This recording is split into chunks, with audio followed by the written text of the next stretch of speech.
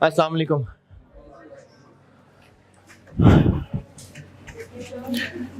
दुरूद शरीफ पढ़ लें।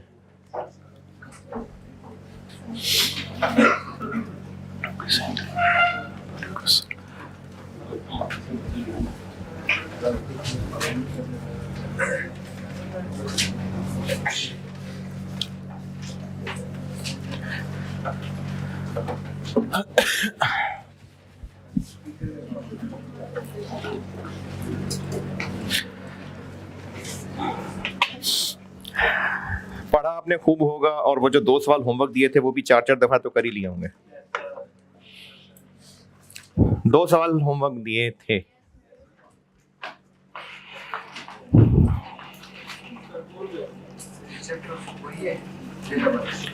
नहीं नहीं, लेबर भी खत्म हो गया अब तो। हाँ ऑलमोस्ट। नहीं, इसको मैंने अभी पूरा नहीं कराना ना। मैंने 4 हिस्से किए थे इसके, तो 2 हिस्से कराने अभी।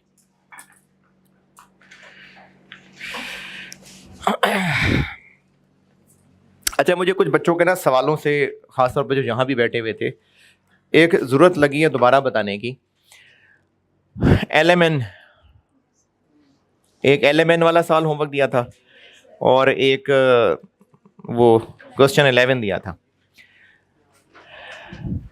L वाला मैंने उस दिन बोर्ड पे समझाया था शायद, अब M वाले को दोबारा बता देता हूं।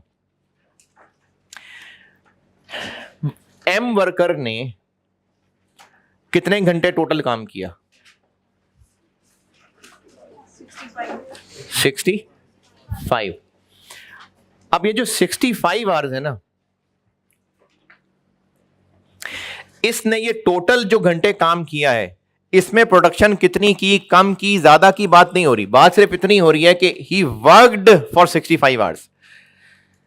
ये जो ऑफिशियल टाइमिंग्स होती हैं, ऑफिस टाइमिंग्स कह लें, अगर मिसाल दे रहा हूं 8 से 4,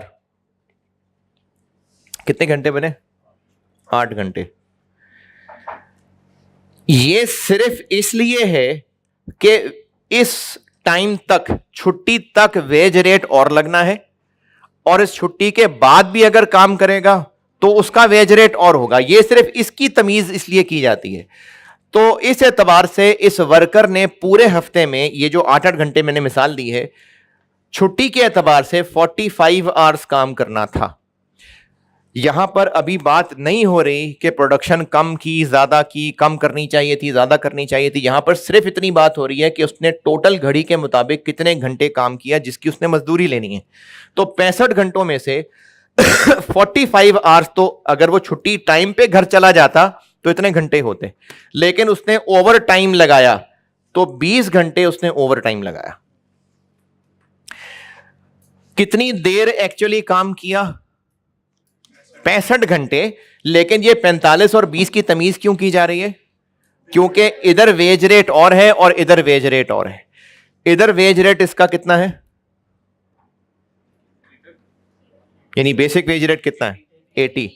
तो यहां पर 80 लगेगा, और ये जो 20 है, इनमें से 5 घंटों के ऊपर वेज रेट लगेगा 112, और 15 घंटों पे वेज रेट लगेगा 128। और मैंने यही चीज 2 तरीकों से बताई हुई है।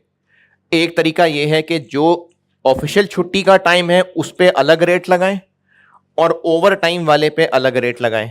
और दूसरा तरीका यह बताया था कि सारे के सारे आवर्स पे बेसिक रेट लगाएं, और वो जो ओवर टाइम का एक्स्ट्रा है, जिसको प्रीमियम कहते हैं, वो अलग से कैलकुलेट कर लें।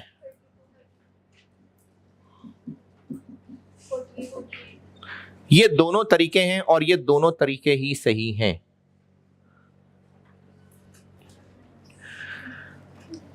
तो जो ऑफिशियल छुट्टी का टाइम है, उस एतबार से जितने घंटे बनते हैं, उससे ऊपर जितनी देर काम करेगा, कैसा काम किया बात नहीं हो रही। अभी सिर्फ बात हो रही है कि ही वर्कड फॉर 65 आवर्स। तो उससे जो ऊपर का टाइम है, ये ओवर टाइम है, इसका वेज रेट और है, इसका वेज रेट और है। पहले तो इसमें तमीज की बात कर लेना कि ये जो छुट्टी का टाइम के हिसाब से उसके टाइम बनता है, और जो उससे ऊपर उसने घंटे लगाए, पहले इसमें बताएं, वो बच्चा किधर गया जो उस दिन भी बात कर रहा था, उस दिन क्लास में भी था। हाँ, अब बताएं इसमें स्टिल कंफ्यूजन कोई है तो। ये टाइम उसका टोटल वर्क है जिसके उसको इन घंटों के इस रेट पे और इन घंटों के इस रेट पे उसको टाइम की मजदूरी मिलनी है। इन 45 घंटों के लिए चाहे वर्ड नॉर्मल वर्किंग आवर्स इस्तेमाल हो, बेशक स्टैंडर्ड का वर्ड इस्तेमाल हो जाए, हो सकता है लिखा मिले कि स्टैंडर्ड वर्किंग आवर्स 8 घंटे पर डे हैं। अब ये वर्ड स्टैंडर्ड वो बोनस वाला स्टैंडर्ड नहीं होगा। देखें, सिर्फ वर्ड स्टैंडर्ड से नहीं बोनस वाली बात चली जानी।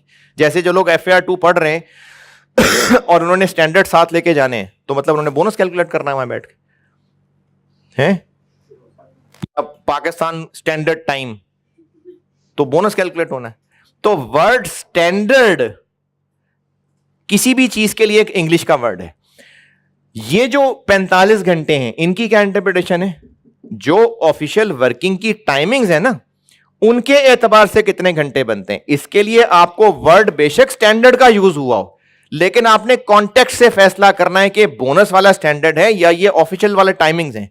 जैसे लिखा हो सकता है कि normal working hours in a week 45, standard working hours in a week 45। इस सवाल में क्या लिखा हुआ है?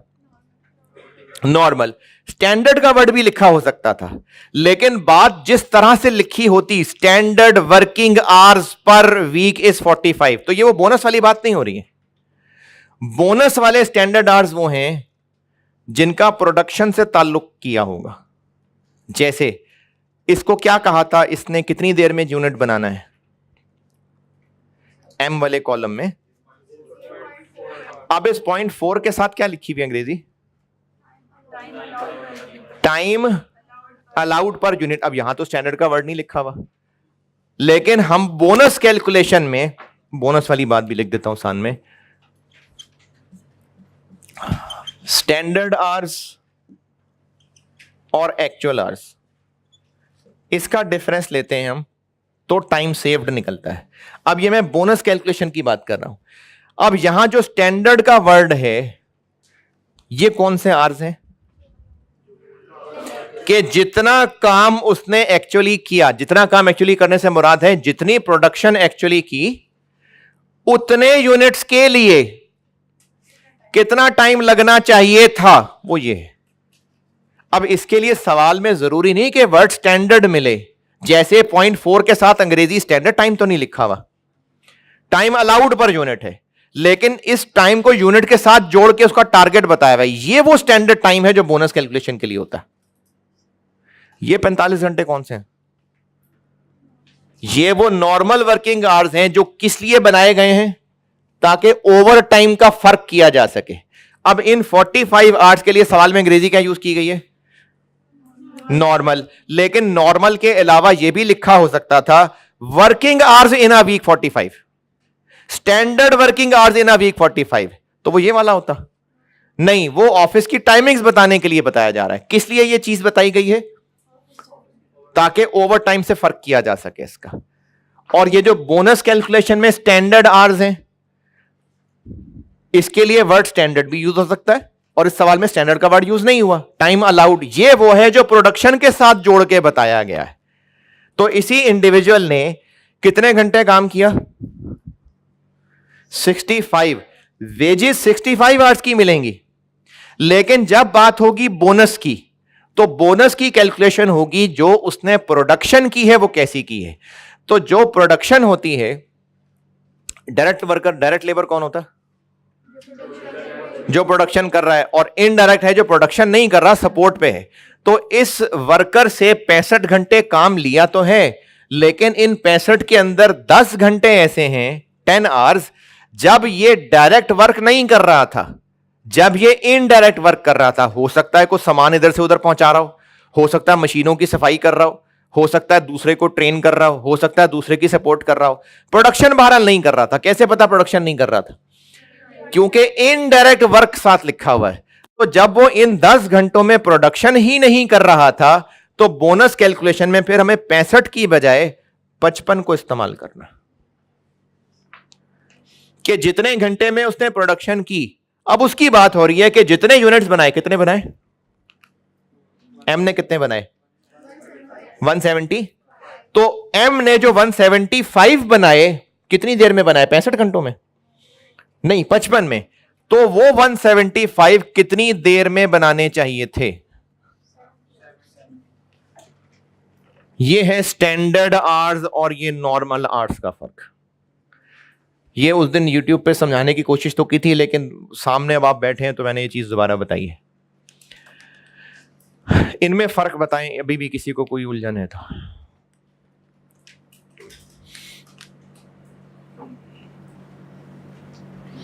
जाग रहे हैं? किसी को कुछ नहीं पूछना?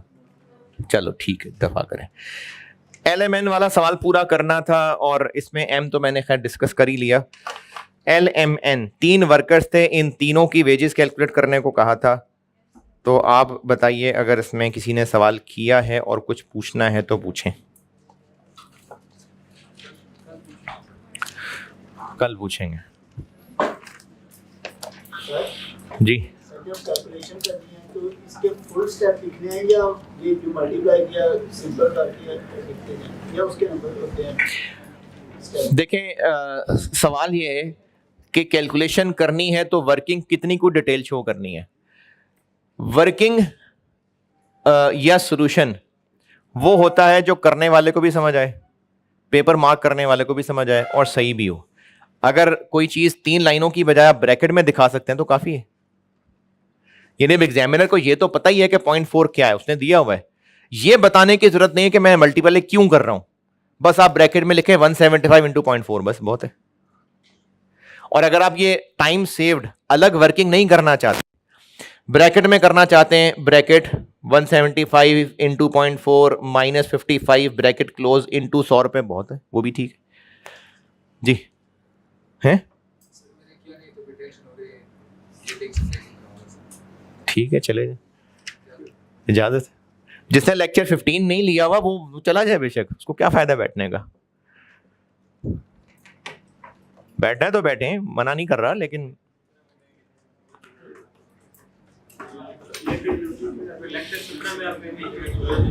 है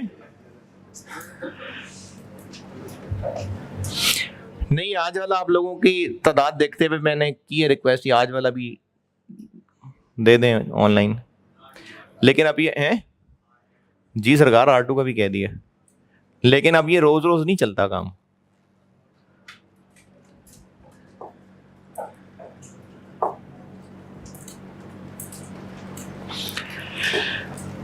अगर किसी ने LMN वाला सवाल किया है, अगर किसी ने किया है, कुछ पूछना है, और भी किसी ने जाना है तो चला जाए। है कंफर्म नहीं है, कोशिश है, गुजारिश कर दी है मैंने, उम्मीद है कि मिल जाएगा। जाना है?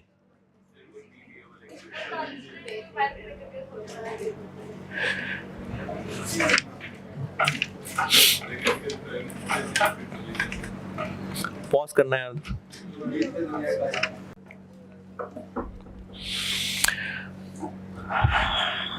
जिन्होंने LMN वाला सवाल किया है और किसी ने कुछ पूछना है तो पूछें, नहीं पूछना।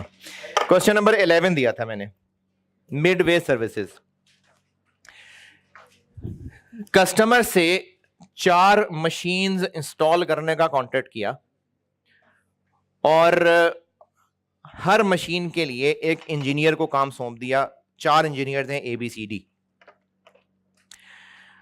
उन चारों इंजीनियर्स को कहा कि 50 घंटे हैं ये काम पूरा करने के लिए, और अगर जल्दी कर लोगे तो बोनस मिल जाएगा।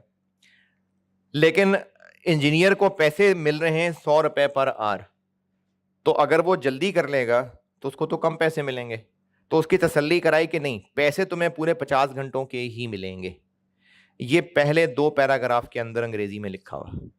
जिन्होंने किया, इन पहले 2 पैराग्राफ की अंग्रेजी में कोई परेशानी है तो पूछा, 4 इंजीनियर थे, चारों मशीनें हैं, एक एक इंजीनियर को एक मशीन दी है और हर एक को 50 घंटे का टाइम दिया है। अब ये जो standard time to complete this job है, हाँ ये वही स्टैंडर्ड टाइम है जो बोनस के लिए निकालते हैं, और उनको पैसे देने हैं, जो बेसिक वेजेस है वो 100 रुपए पर आ रहा है, और चाहे वो जल्दी भी काम खत्म कर ले फिर भी उसको पूरे 50 घंटों की वेजेस मिलेंगी। The minimum amount the company page is based on standard hours. तो हर वर्कर को 50 घंटों के इंटू 100 रुपए मिलने ही मिलने हैं। जिन्होंने किया है, जिन्होंने किया है, किन्होंने किया है? 1 2 3 4 5 6 7 8।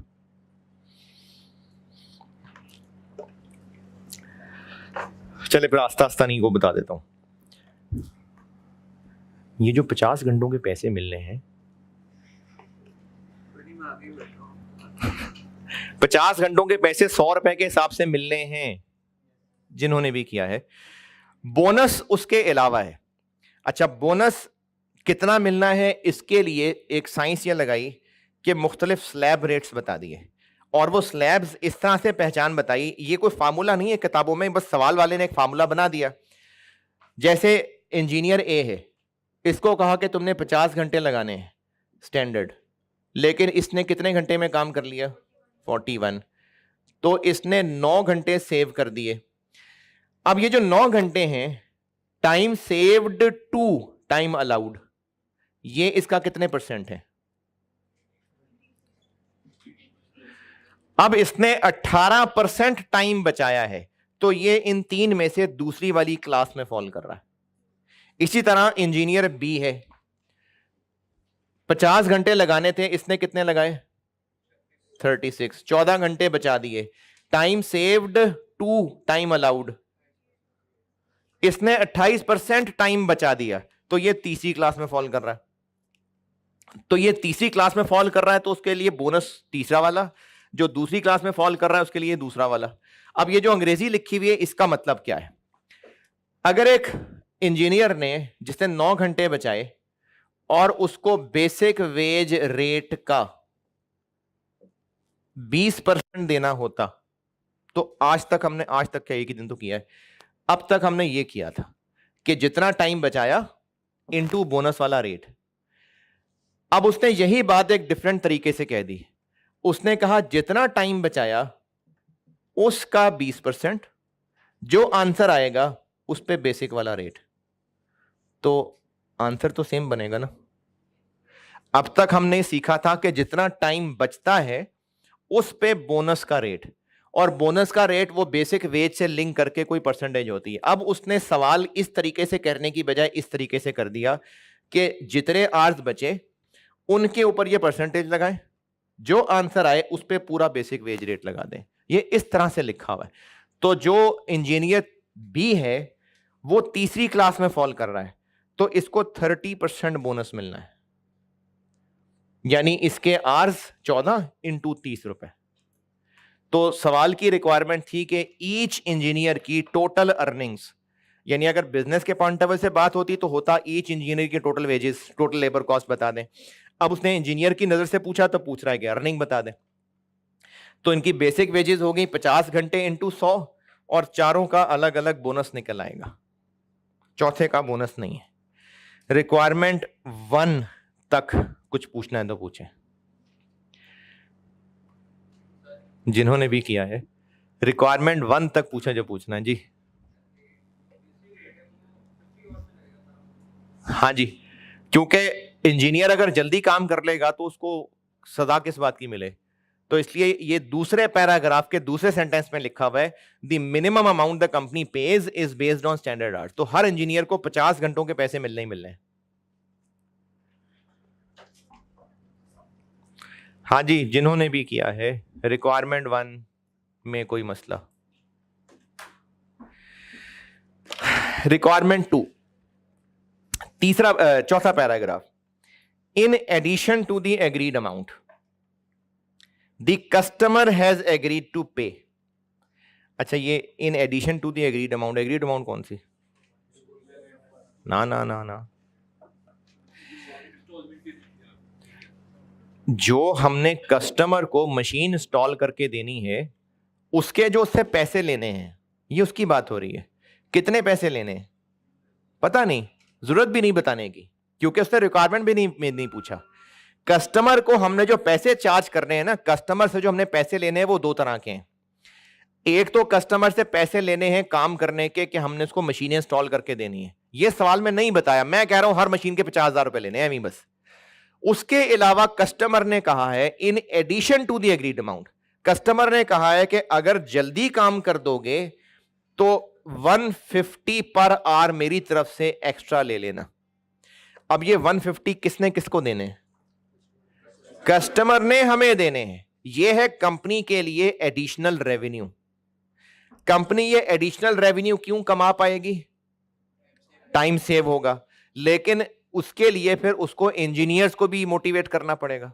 और अगर सवाल की रिक्वायरमेंट 2 ये होती compute the additional revenue, compute the additional revenue, तो तीनों इंजीनियर्स ने मिला के कितना टोटल टाइम बचाया?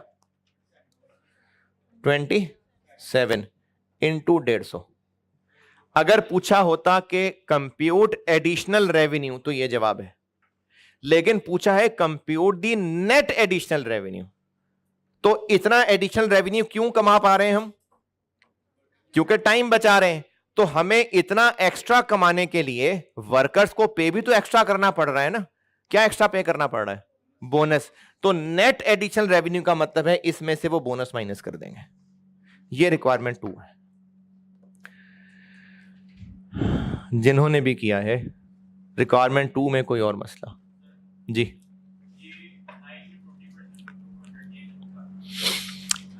पिछली क्लास ली है, पक्की बात है। उसमें अब तक सवाल ही मैंने कराए थे कि जितना टाइम सेव था ना उस पे बोनस के 1 रुपए लगा रहे थे। वो बोनस क्या था? अगर सवाल में लिखा होता कि कंपनी 80% बोनस देती है तो क्या मतलब है इस बात का? बेसिक रेट का 80%। तो अगर सवाल ने ये कहा होता कि company 20% of basic rate bonus देगी, तो इंजीनियर ए ने 9 घंटे बचाए, इसको 9 घंटे इंटू 20 रुपए मिल जाता। ठीक है, अगर ये कहा होता कि बेसिक का 20% बोनस देना है तो ये बात इस तरीके से की होती। अब उन्होंने बात यही की है, लेकिन एक डिफरेंट तरीके से की है कि जितना वो टाइम बचाएगा उसका 20% लेंगे और जो आंसर आएगा उस पर पूरा 100 रुपए लगा देंगे। तो ये बात वही है जो पहले हमने सीखी थी, बस एक डिफरेंट पोजीशन के साथ कर दी बात। क्वेश्चन 11 में और किसी का कोई सवाल? चले, कोई सवाल नहीं। इंडिविजुअल बोनस प्लान बहुत है, मैंने इसको ओवर टाइम मिक्स करके भी बता दिया, काफी है।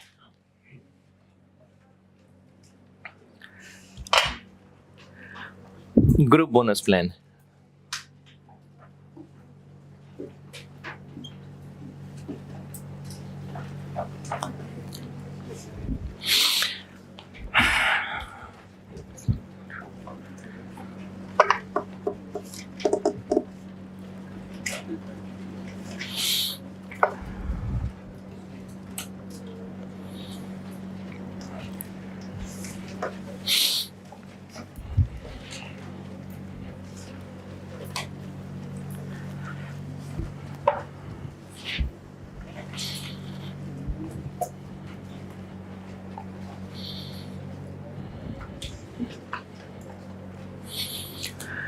अच्छा नाम से क्या लगता है? Group bonus plan.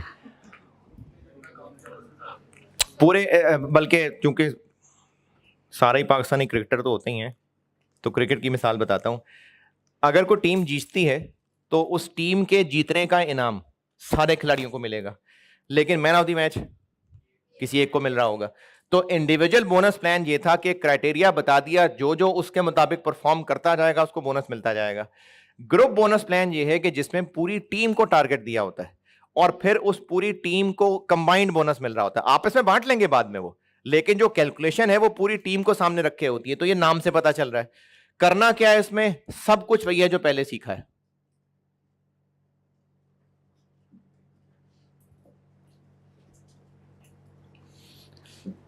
सारा कुछ सवाल बिल्कुल वैसे ही करना है, सारी कैलकुलेशन वही है।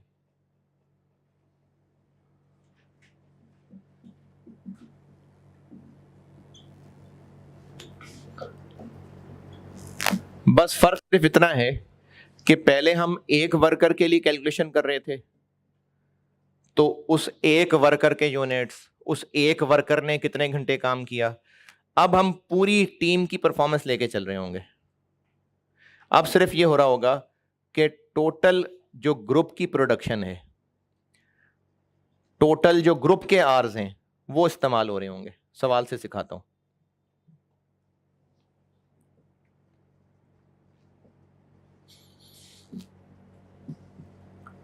सब कुछ वही है, सिर्फ फर्क ये है कि कैलकुलेशन के अंदर अब एक इंडिविजुअल के आवर्स की बजाय पूरी टीम के आवर्स और पूरी टीम की प्रोडक्शन इस्तेमाल हो रही होगी।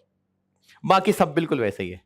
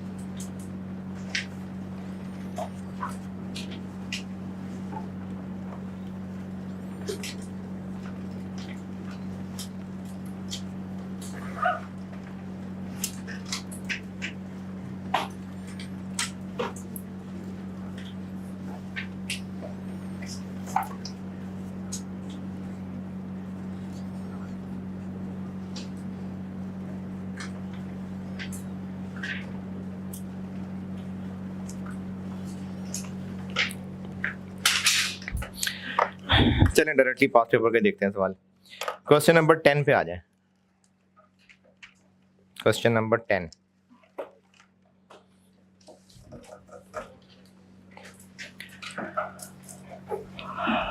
Page 62, question number 10। पढ़ ले, मैं करता हूं बोर्ड पे।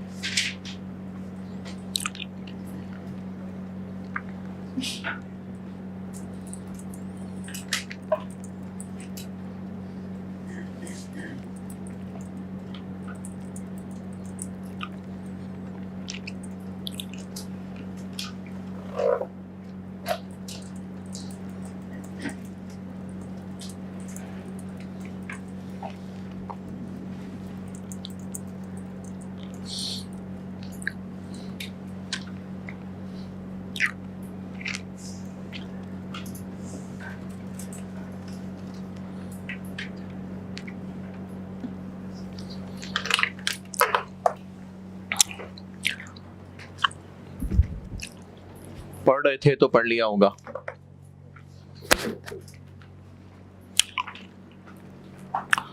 कैसे पता ग्रुप बोनस का सवाल है? पता चल रहा है, पता चल रहा है। बोनस के लिए वर्कर्स कह रहे हैं कि डेली बेसिस पे कैलकुलेशन करें, हम चाह रहे हैं कि वीकली बेसिस पे करें, और रिक्वायर्ड है लेबर कॉस्ट पर यूनिट। आगे अंडर ईच ऑप्शन। कौन सी ईच ऑप्शन? वही वीकली और डेली। और थोड़ी सी अंग्रेजी में रीजन बताना है कि क्यों, डिफरेंस क्यों है। तो ठीक है, कर लेते हैं। ये मैं कर रहा हूं क्वेश्चन 10। एक ऑप्शन ले लेते हैं वीकली बेसिस। अच्छा, अब ये बिल्कुल वैसे ही सवाल हो रहा है, बस एक इंडिविजुअल का डाटा होता तो अब सबका टोटल दिया हुआ है। कैलकुलेशन भी फिर हम टोटल के हिसाब से कर रहे होंगे। तो बेसिक वेजेस पर आवर क्या रेट है? 150। अब ये हम एक बंदे की कैलकुलेशन नहीं कर रहे, पूरे 20 लोगों की टोटल कैलकुलेशन कर रहे हैं। तो इन टोटल 20 लोगों ने पूरे हफ्ते में टोटल कितने घंटे काम किया? अच्छा, ये हम पूछ लेते हैं मकड़ी से। तो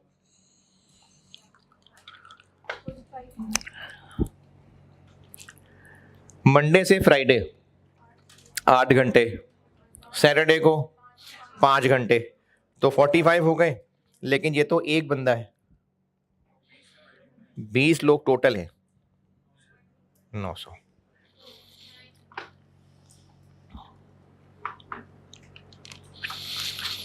तो इन लोगों ने 900 घंटे पूरे वीक में काम किया। अच्छा, बेशक वो अगले ऑप्शन से रिलेटेड है, लेकिन मैं अभी बात समझाने के लिए बता रहा हूं। मंडे के दिन कितने घंटे? 8। ये तो मैंने पूरा वीक लिखा है, अगर सिर्फ मंडे लिखना हो तो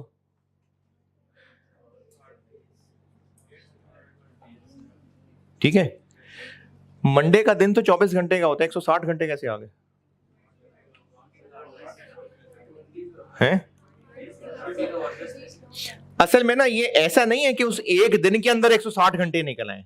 बात ये हो रही है कि उस दिन एक बंदे ने 8 घंटे काम करना था, और कंपनी ने चूंकि 8 घंटे के हिसाब से 150 रुपए हर बंदे को देने थे, तो टोटल 20 लोगों को इतने पैसे देने थे। अब इसको हम ऐसे कह लेते हैं कि कंपनी ने टोटल 160 घंटों की पेमेंट करनी है। यह मतलब है कि पूरे दिन में इन लोगों ने इतने घंटे काम किया। ये पूरे दिन के 24 घंटों में से 160 नहीं है, ये चूंकि लोगों के नंबर ज्यादा आ गया ना, इसलिए अब ये टोटल आवर्स इस तरह से, ये आगे कॉस्ट में होगा इस तरह से कि जो लेबर आवर्स हैं उसमें सिर्फ घड़ी के हिसाब से घंटे नहीं है। जैसे अगर इस सवाल में मैं ये बात करूं कि इस वीक में लेबर आवर्स 900 घंटे काम हुआ, तो ये घड़ी के मुताबिक सिर्फ 900 घंटे नहीं है। ये 900 कैसे बना? घड़ी के मुताबिक घंटे भी हैं और नंबर ऑफ वर्कर्स भी साथ मल्टीप्लाई हुए हैं, तो ये कैलकुलेशंस में होगा आगे ये काम बहुत ज्यादा। तो ये 900 ये सिर्फ घड़ी के मुताबिक घंटे नहीं है, वो तो 45 थे, लेकिन एक बंदे के 45 थे और 20 लोगों को टोटल पैसे देने थे, तो टोटल कंपनी ने 150 रुपए पर आवर पे करना है 900 घंटों के लिए। ये वो 900 घंटे हैं। कितना बना? 135। अच्छा, बोनस कितना देना है? 100%, यानी बोनस भी 150 रुपए ही देना है। इनटू कितने सेव्ड कर लेते हैं कैलकुलेट।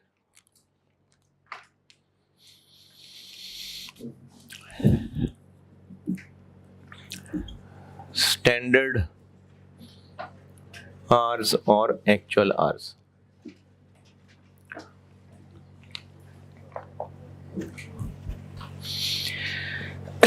सवाल में ओवर टाइम का कहीं जिक्र है?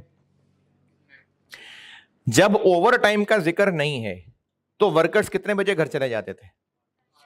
छुट्टी के टाइम चले जाते थे घर। तो अगर ओवर टाइम का जिक्र नहीं किया तो वो जो नॉर्मल वर्किंग आवर्स हैं वही एक्चुअल आवर्स है, क्योंकि अगर ओवर टाइम लगाया होता तो बता देते।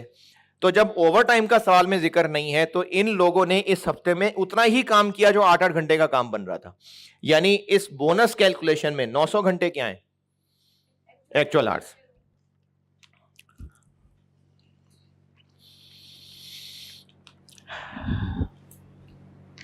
$900 घंटे एक्चुअल और स्टैंडर्ड आवर्स क्या?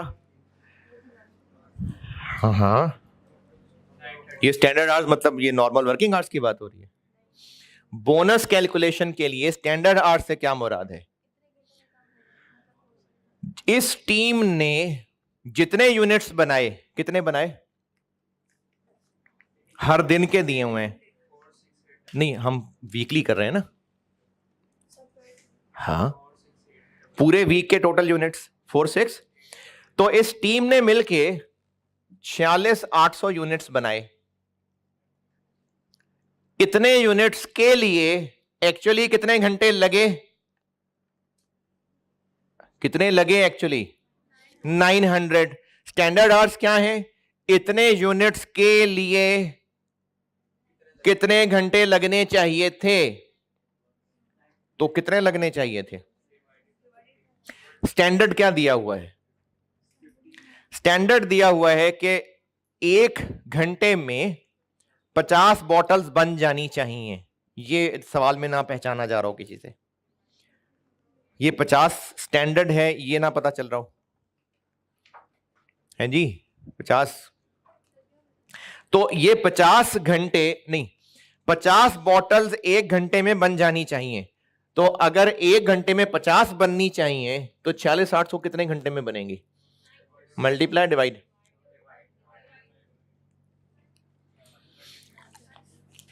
और ये पहले एक दफा बात बताई थी, अक्सर रिपीट कर दिया करूंगा। 46 800 क्या है, आर्स नहीं, यूनिट्स हैं। 50 क्या है, नहीं, यूनिट्स पर आर। तो मल्टीप्लाई नहीं कर सकते, तो यूनिट स्केयर हो जाएगा, तो डिवाइड। तो ये बन जाएगा 936। तो टाइम सेव्ड हो गया 36।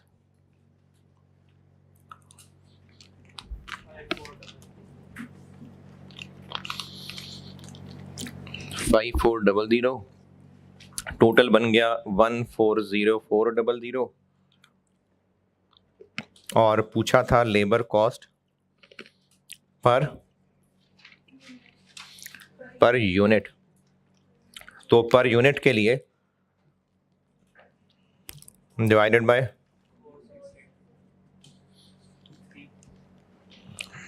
3, ये हो गया वीकली बेसिस।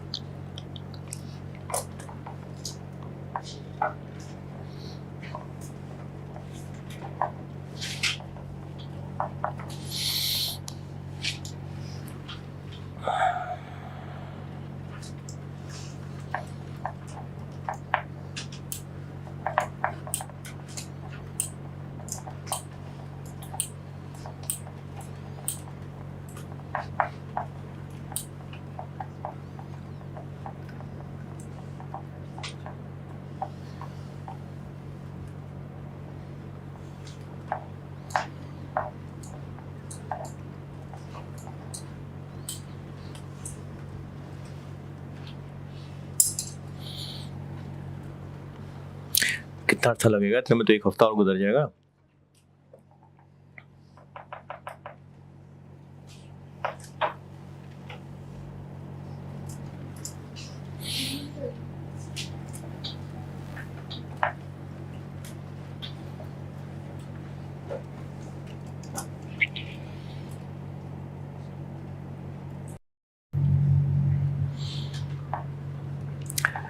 और अगर डेली बेसिस पे करना है तो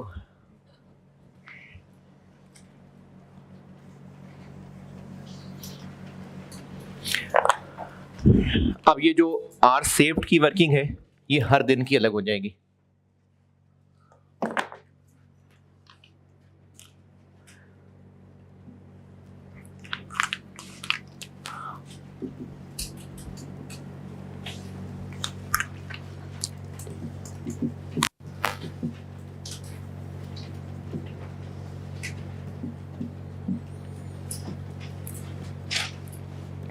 मंडे, ट्यूसडे, वेडनेसडे,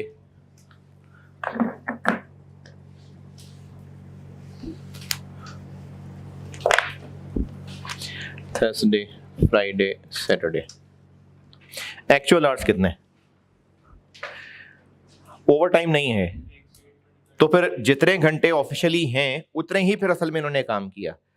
तो 8 लिखूं यहाँ के 160 लिखूं? 160। हम पूरे ग्रुप की टोटल कैलकुलेशन कर रहे हैं ना, तो 8 एक बंदे के तो इंटू 20, 160, 160, 160, 160 और 5 घंटे हैं 100। और स्टैंडर्ड आवर्स ये पूरे वीक के टोटल निकाले थे, अब हर दिन के अलग निकालने पड़ेंगे। तो मंडे को कितने यूनिट्स बनाए? मंडे को 8700 कितने घंटे में बनने चाहिए थे? 174। ट्यूसडे वाले 147, वेडनेसडे वाले 195, थर्सडे वाले 150, फ्राइडे वाले 179, सैटरडे वाले 91।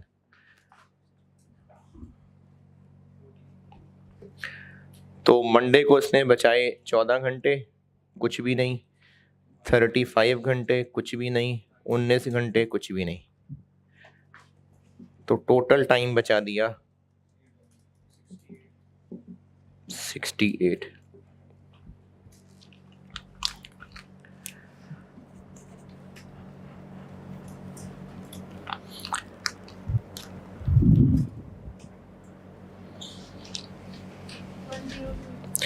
वन 0 200 145 200 और पर यूनिट बन गई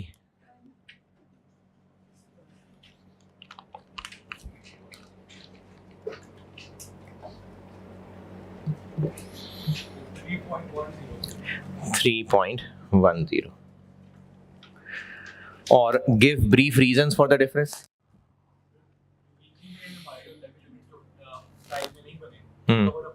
हाँ, जब हम वीकली कर रहे होते हैं तो उसकी अच्छी परफॉर्मेंस और बुरी परफॉर्मेंस आपस में ऑफसेट हो जाती है, जबकि डेली बेसिस में उसको अच्छी परफॉर्मेंस का इनाम मिल रहा है, बुरी परफॉर्मेंस के पैसे कट नहीं रहे हैं। तो इसलिए दोनों में डिफरेंस है।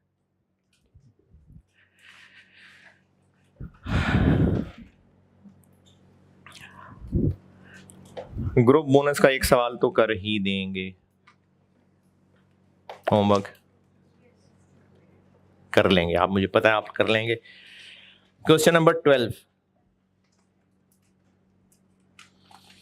क्वेश्चन नंबर 12 ये होमवर्क है।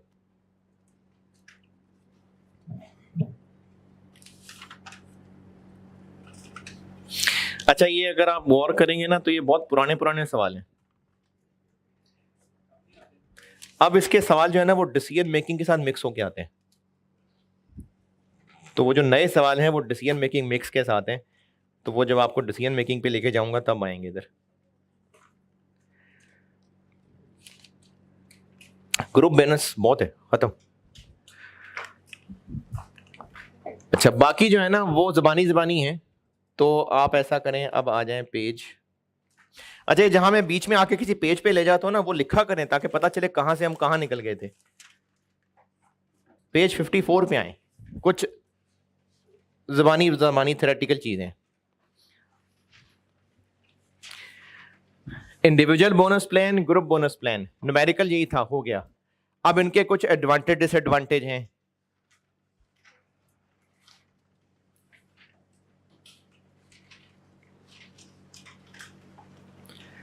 जो आपसे पूछे जा सकते हैं। Page 54,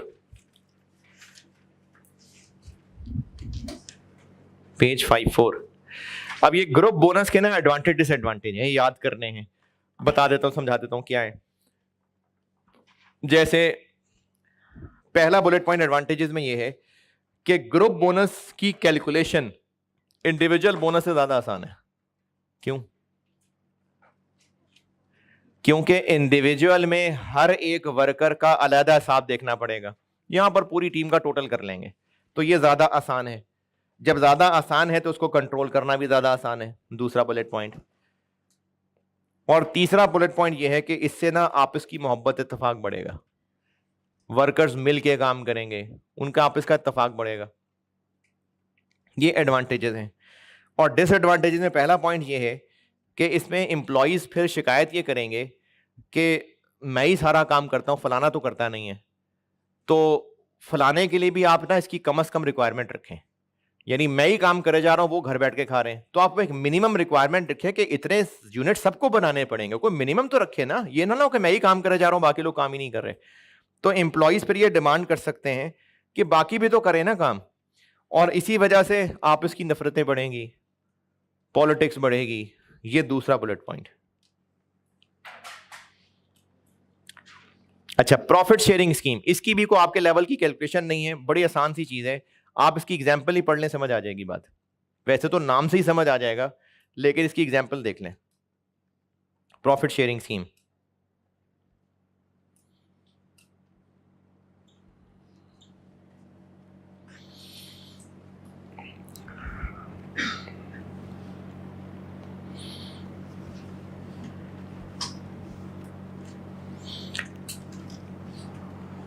profit sharing scheme.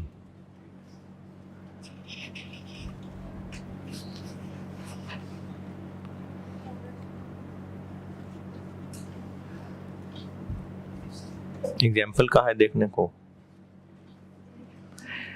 इसमें वर्कर्स को एक टारगेट बताया कि फलाने फलाने काम अच्छे कर दें, तो फिर जितना हम प्रॉफिट कमाएंगे उसमें से कुछ हिस्सा आपको बांट देंगे। ये प्रॉफिट, नाम से पता चल रहा है प्रॉफिट शेयरिंग स्कीम। तो इसमें कंपनी अपने जो नेट प्रॉफिट्स हैं उनमें से कुछ हिस्सा वो एम्प्लॉयज को बांट देते हैं। और इसके भी एडवांटेज डिसएडवांटेज ये आपने याद करने हैं, पूछे जा सकते हैं। जैसे एडवांटेजेस में सबसे पहला बुलेट पॉइंट ये है कि कंपनी कमाएगी तो बांटेगी, नहीं कमाएगी तो नहीं बांटेगी। तो कंपनी को फायदा यह है कि कंपनी प्रॉफिट कमाएगी तो उनको देगी, नहीं कमाएगी तो नहीं देगी, तो ये कंपनी को फायदा है। दूसरे बुलेट पॉइंट में लिखा हुआ है कि अब तक जो इंडिविजुअल बोनस और ग्रुप बोनस पढ़ा है उसमें किन वर्कर्स की बोनस कैलकुलेशन हो पा रही है? जो प्रोडक्शन कर रहे हैं, तो बाकी गरीबों का क्या कसूर है? तो इस तरह की स्कीम्स में वो लोग भी कवर हो जाते हैं। और इसका डिसएडवांटेज ये है कि एम्प्लॉयज पूरी मेहनत कर रहे हैं लेकिन बिजनेस मनूस प्रॉफिट ही नहीं कमा रहा। तो एम्प्लॉयज कहते हैं कि हम तो मेहनत कर रहे हैं, अब तुम्हें प्रॉफिट ही नहीं हो रहा, तो हमारा क्या कसूर है? तो एम्प्लॉयज इससे नाराज हो सकते हैं। और दूसरा डिसएडवांटेज ये है कि साल बाद का वादा कर रहे हैं, वो वर्कर कह रहा है साल बाद दोगे पैसे, मैंने तो फीस देनी है बच्चे की, तो इससे ना वर्कर्स जो हैं वो नाराज हो जाएंगे। तो ये एडवांटेज डिसएडवांटेज ये आप पूछे जा सकते हैं। आगे हाई डे रेट सिस्टम में, ये भी बिल्कुल आसान सी बात है, इसकी भी एग्जांपल पढ़ लें। High day rate system, high day rate, इसकी भी एग्जांपल पढ़ लें।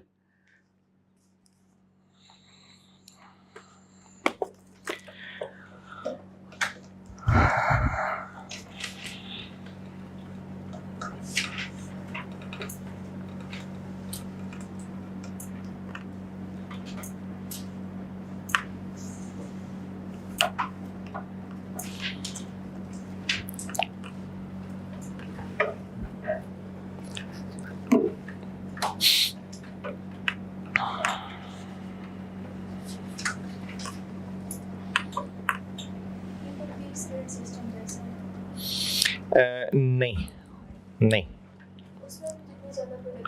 नहीं नहीं नहीं, हाई डे रेट प्लान की एग्जांपल पढ़ लें तो मैं समझाता हूं।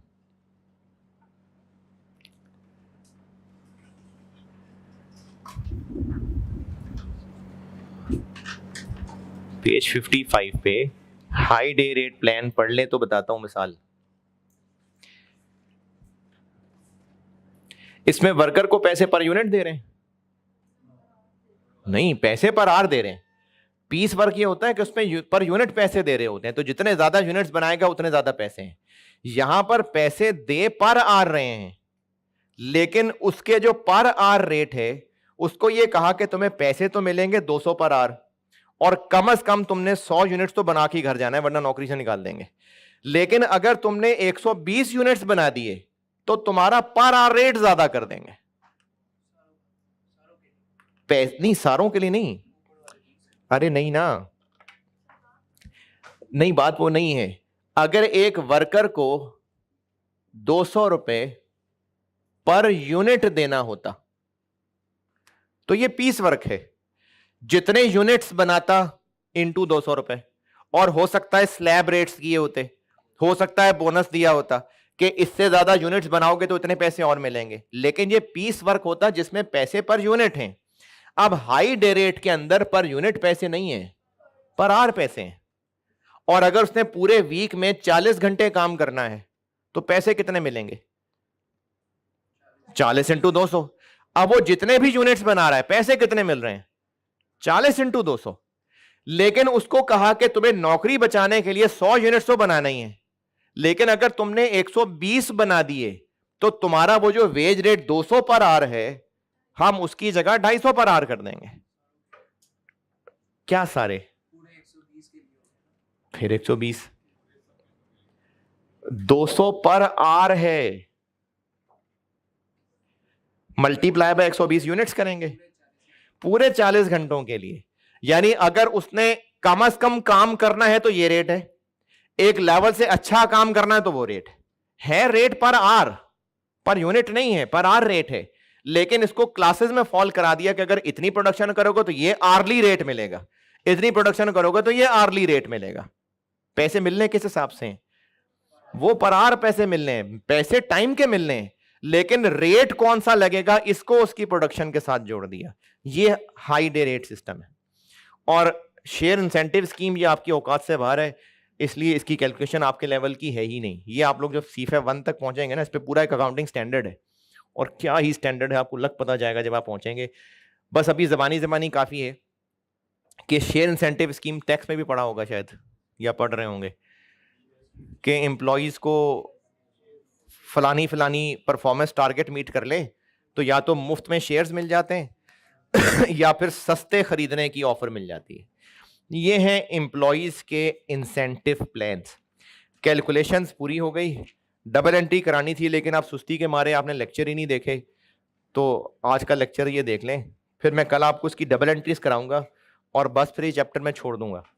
मैंने इसके 4 हिस्से किए थे और जो बाकी 2 हिस्से हैं ना वो मैं आपको डिसीजन मेकिंग के साथ फिर कराऊंगा दोबारा। मैंने इस क्लास में हदीस सुनानी शुरू की थी, 1-2 सुनाई थी। अच्छा, सिर्फ 1 सुनाई थी। चले जी, अगर इजाजत हो तो कुछ अर्ज कर लूं। किसी की क्लास है, जाना है तो चले जाए, कोई मसला नहीं है। बैग पैक कर लें।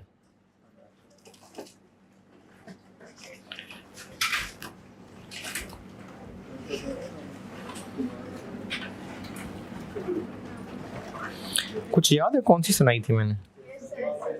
क्या बोला? काम की तौफीक देते हैं। हाँ, बस एक ही सुनाई थी। अच्छा,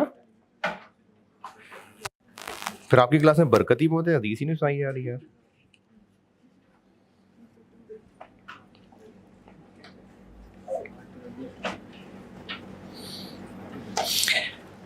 अच्छा जी,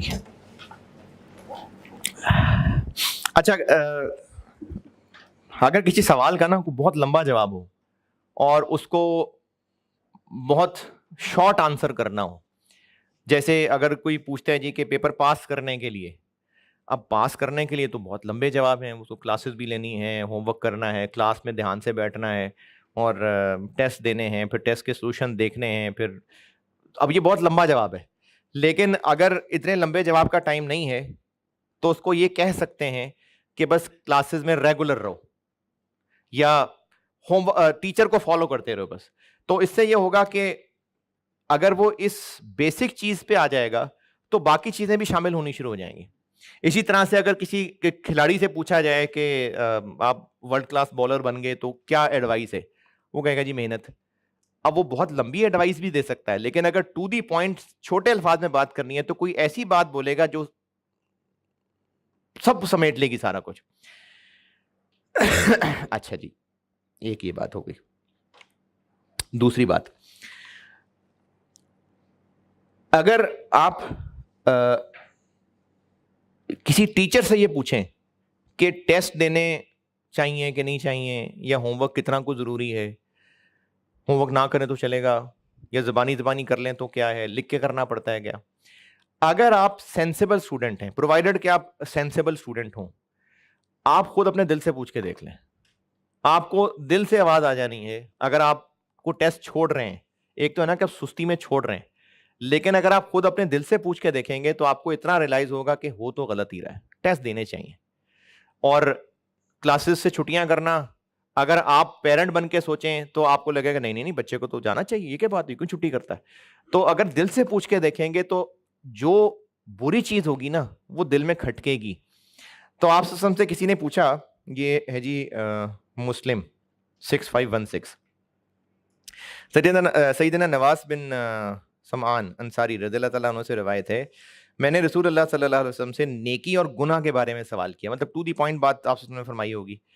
तो आप सल्लल्लाहु अलैहि वसल्लम ने फरमाया, नेकी अच्छे अखलाक का नाम है, सिमट गई बात बस, यानी अच्छा अखलाक तो नेकी है, और गुनाह वो है जो तेरे दिल में खटके और तुझे ये नागवार हो कि लोग इससे बाखबर हों। अब खास तौर पे वो बच्चे जो दूसरे शहरों से पढ़ने आए हुए हैं, वो यहां पर कुछ ऐसी एक्टिविटीज में एंगेज हों और उनको ये खुद फील हो कि नहीं अम्मी अब्बू को ये नहीं पता लगना चाहिए, तो इसका मतलब वो गड़बड़ हो रही है। अगर आपको खुद ही ये चीज फील हो रही है ना कि ये चीज बाकियों को नहीं पता लगनी चाहिए, अब आप उसको चाहे घूमने फिरने का नाम दें, चाहे दोस्तियों जस्ट फ्रेंड्स का नाम दें, चाहे आप उसको इकट्ठे बैठ के पढ़ने का नाम दें, चाहे आप दोस्तों के साथ बाजार फिरने का नाम दें, लेकिन अगर आपको ये लग रहा है ना नहीं अम्मी अब्बू को ये नहीं पता लगना चाहिए, इसका मतलब वो गड़बड़ है। तो गुनाह वो है जो तेरे दिल में खटके और तुझे नागवार हो कि लोग उससे बाखबर हों। कल मुलाकात होगी इंशाअल्लाह।